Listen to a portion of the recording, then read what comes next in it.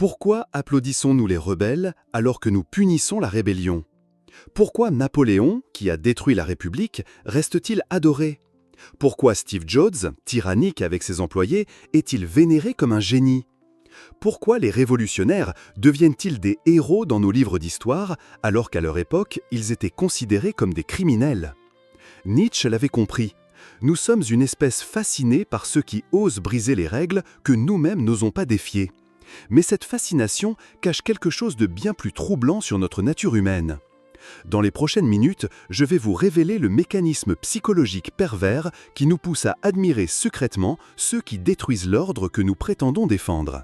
Vous découvrirez pourquoi notre cerveau est programmé pour vénérer les transgresseurs, comment cette fascination manipule nos sociétés et surtout, pourquoi comprendre cela peut libérer votre propre potentiel. Car oui, il y a une différence cruciale entre admirer aveuglément les briseurs de règles et comprendre intelligemment quand et pourquoi certaines règles méritent d'être brisées.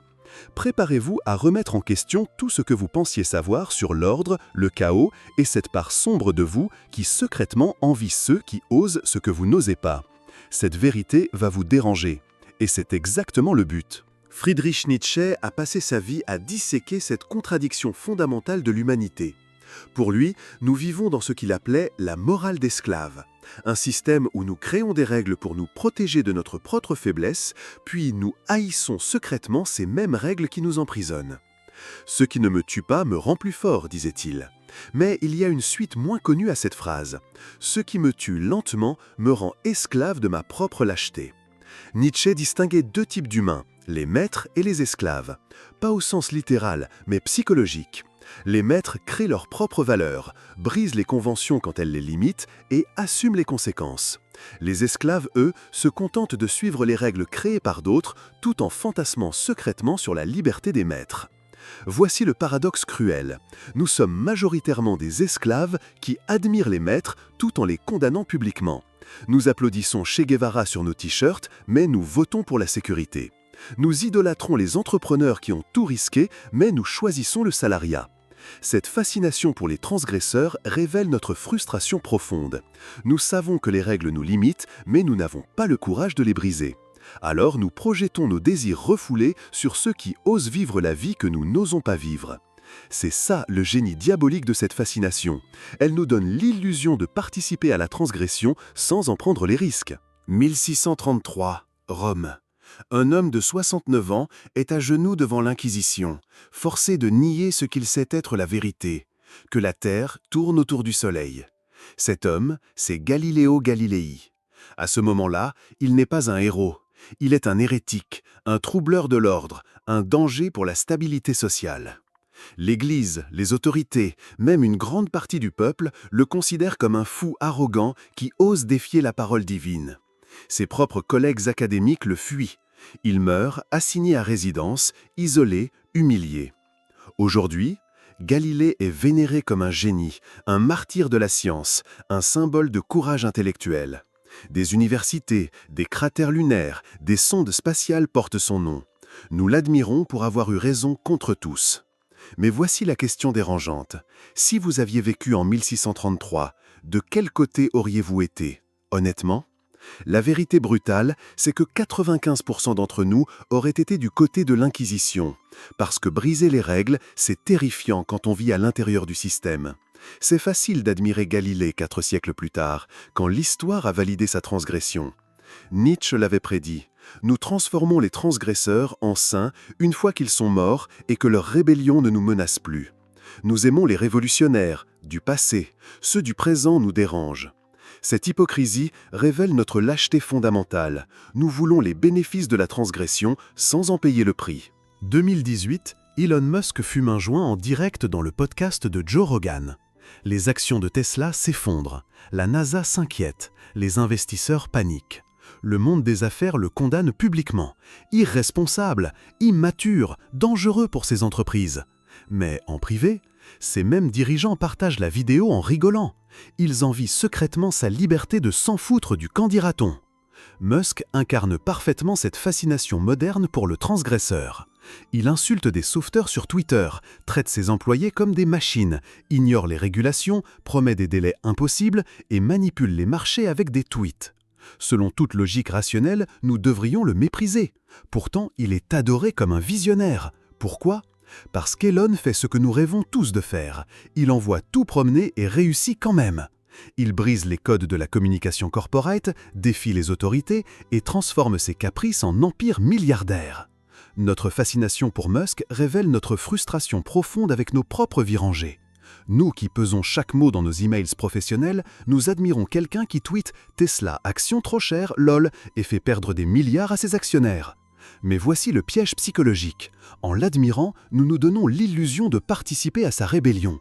Nous nous sentons un peu transgresseurs par procuration, sans prendre aucun risque réel. C'est la drogue parfaite pour l'esclave moderne, l'illusion de la liberté sans le courage de la conquérir. Voici la vérité que votre cerveau ne veut pas accepter. Nous admirons les briseurs de règles parce qu'ils vivent nos désirs refoulés. La psychologie appelle ça la projection transgressive, un mécanisme où nous transférons nos pulsions interdites sur des figures externes pour les vivre sans culpabilité. C'est plus pervers que vous ne le pensez. Quand vous regardez un film sur un braqueur charismatique, votre cerveau s'active dans les mêmes zones que si vous planifiez réellement un crime. Quand vous admirez un entrepreneur qui a tout quitté pour suivre sa passion, votre cortex préfrontal simule cette même libération. Neurologiquement, vous vivez la transgression par procuration. Mais il y a un piège cruel dans ce mécanisme. Plus vous admirez les transgresseurs, plus vous renforcez votre propre passivité. Chaque fois que vous vous contentez d'admirer au lieu d'agir, vous creusez un peu plus le fossé entre qui vous êtes et qui vous pourriez être. Nietzsche avait identifié ce poison. L'homme moderne préfère vivre 1000 vies imaginaires plutôt qu'une seule vie réelle. Nous devenons des collectionneurs de rébellions virtuelles. Le mécanisme devient addictif. Admirer des transgresseurs nous donne un shot de dopamine, l'illusion de la liberté sans la terreur de l'adrénaline, les conséquences réelles. C'est de la rébellion en édulcorant, de la liberté décaféinée. Résultat, nous créons une société de spectateurs fascinés par l'action, mais paralysés par la peur de l'action. Nous sommes devenus des voyeurs de nos propres vies. Cette fascination collective pour les transgresseurs crée quelque chose de terrifiant. Une société de spectateurs qui applaudit les révolutions, à condition qu'elles soient filmées et qu'ils puissent les regarder de leur canapé. Regardez autour de vous. Nous vivons dans l'époque la plus connectée de l'histoire, mais aussi la plus passive. Nous suivons des millions d'influenceurs qui nous vendent leur vie extraordinaire, nous binge-watchons des séries sur des anti-héros fascinants, nous lisons des biographies d'entrepreneurs révolutionnaires. Résultat, nous sommes gavés de transgressions virtuelles, rassasiés d'héroïsme par procuration. Notre faim de rébellion est satisfaite sans que nous ayons à bouger un doigt. Les algorithmes des réseaux sociaux ont compris ce mécanisme et l'exploitent impitoyablement. Ils nous nourrissent d'histoires de gens ordinaires qui ont tout changé pour nous maintenir dans l'illusion que nous aussi, un jour, peut-être, mais ce jour ne vient jamais, parce que nous sommes trop occupés à consommer les rébellions des autres. C'est le génie pervers du système moderne. Il transforme notre désir de transgression en moteur de consommation. Nous achetons des produits rebelles, nous votons pour des candidats anti-système, nous portons des t-shirts révolutionnaires made in China. La masse devient une audience permanente, spectatrice de sa propre vie. Nous commentons, nous partageons, nous likons les audaces des autres, mais nous restons figés dans nos routines sécurisantes. Nietzsche l'avait prophétisé. L'homme moderne mourra de soif à côté de la fontaine, trop occupé à regarder les autres boire. Cette fascination pour les transgresseurs vous empoisonne personnellement de 3 façons destructrices. Premièrement, elle crée ce que les psychologues appellent l'illusion de participation. En admirant des rebelles, votre cerveau se trompe lui-même en croyant que vous participez à leur courage. Vous ressentez une satisfaction psychologique sans avoir pris aucun risque réel. C'est comme manger un dessert en plastique, ça a le goût du sucre, mais ça ne nourrit pas. Deuxièmement, elle génère une frustration chronique. Plus vous admirez la liberté des autres, plus vous ressentez douloureusement votre propre prison. Chaque histoire inspirante devient un miroir cruel qui vous renvoie votre propre lâcheté. Vous commencez à haïr votre vie tout en restant paralysé par la peur de la changer. Troisièmement, et c'est le plus pervers, elle vous fait croire que la transgression est réservée aux élus. Vous développez une mentalité de spectateur permanent. Moi, je ne suis pas comme eux, je n'ai pas leur génie, leur courage, leurs opportunités. Cette croyance devient une prophétie autoréalisatrice. Plus vous vous convainquez que vous n'êtes pas fait pour briser les règles, plus vous vous comportez en esclave docile. Vous rationalisez votre passivité en sacralisant les transgresseurs. Ils sont exceptionnels, moi je suis normal. Nietzsche détestait cette logique. L'homme ordinaire se console de sa médiocrité en déifiant l'extraordinaire. Vous transformez vos héros en dieux intouchables pour justifier votre propre inaction. Le résultat, vous vivez dans un état permanent de frustration masquée, admirant chez les autres la vie que vous n'osez pas vivre, devenant spectateur de votre propre existence. Comment échapper à cette prison dorée de l'admiration passive? Nietzsche nous donne la clé. Deviens qui tu es. Première étape. Reconnaissez que votre fascination pour les transgresseurs est un symptôme, pas une solution. Chaque fois que vous admirez quelqu'un, demandez-vous « Qu'est-ce que cette personne fait que je n'ose pas faire ?» La réponse révèle votre prison personnelle. Deuxième étape, arrêtez de chercher la permission. Les vrais transgresseurs ne demandent pas l'autorisation de briser les règles, ils assument les conséquences. Vous attendez quoi? Que la société vous autorise à vivre votre vie? Troisième étape, commencez petit, mais commencez. La transgression n'est pas forcément révolutionnaire, c'est parfois dire non à votre patron quand il abuse. C'est créer au lieu de consommer, c'est choisir l'inconfort de la croissance plutôt que le confort de la stagnation. Quatrième étape, cessez de sacraliser les autres transgresseurs. Ils ne sont pas des dieux, ce sont des humains qui ont choisi l'inconfort de l'action plutôt que le confort de l'inaction. Si eux peuvent le faire, vous aussi. Cinquième étape, acceptez l'échec comme prix de la liberté. Les transgresseurs échouent souvent, mais ils préfèrent échouer en essayant plutôt que réussir en ne tentant rien. Le secret? Transformez votre admiration en carburant, pas en drogue. Au lieu d'admirer passivement, demandez-vous « Comment puis-je appliquer cette audace à ma propre vie ?» Car la vraie transgression, ce n'est pas d'admirer les rebelles, c'est de devenir le rebelle que vous admirez en secret. Imaginez une société où nous célébrons les transgresseurs vivants autant que les morts, où nous encourageons la remise en question intelligente plutôt que l'obéissance aveugle. Cette société est possible, mais elle exige une révolution mentale. Première révolution, l'éducation. Au lieu d'enseigner la conformité, nous devons apprendre aux enfants à questionner intelligemment. Pas la rébellion gratuite, mais la transgression constructive. Pourquoi cette règle existe-t-elle? Sert-elle en part son objectif? Comment peut-on l'améliorer? Deuxième révolution, valoriser l'échec intelligent. Nous devons arrêter de punir ceux qui tentent et échouent et commencer à mépriser ceux qui ne tentent rien. Une société qui pardonne l'échec, mais pas la lâcheté. Troisième révolution, les médias et la culture. Au lieu de nous nourrir d'histoires de génies exceptionnels, montrons des gens ordinaires qui prennent des risques extraordinaires. Démocratisons la transgression, prouvons qu'elle n'est pas réservée aux élus. Quatrième révolution, économique.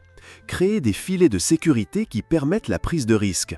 Revenu universel, droit à l'erreur, soutien aux innovateurs sociaux. Une société qui protège ceux qui osent plutôt que ceux qui se cachent. Cinquième révolution, politique. Élire des leaders qui admettent leurs erreurs et changent d'avis face aux preuves. Valoriser l'adaptation plutôt que la cohérence aveugle. Le but? Transformer une société de spectateurs fascinés en société de créateurs audacieux. Remplacer l'admiration passive par l'action constructive.